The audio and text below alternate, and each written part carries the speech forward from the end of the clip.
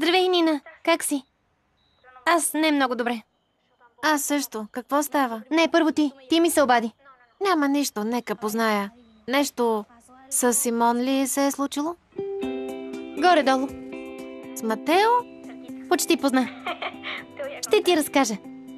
Свързано е с Симон, Матео и Амбър.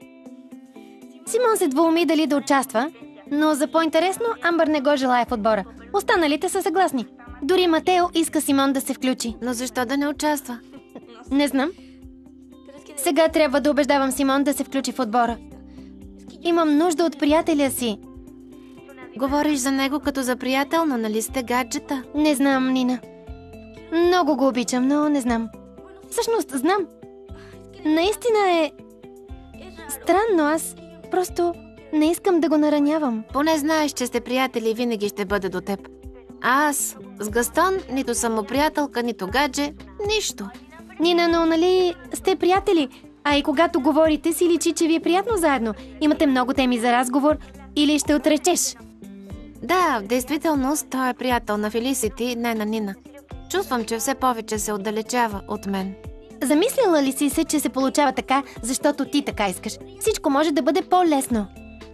Да, по-лесно е да се реши математическо уравнение, отколкото отношенията ми с Гастон. За малко да разбере цялата истина. Не от мен, а от Мора.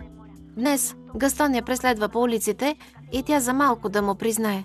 Мисля, че идеята Мора да се представя за мен не беше добра.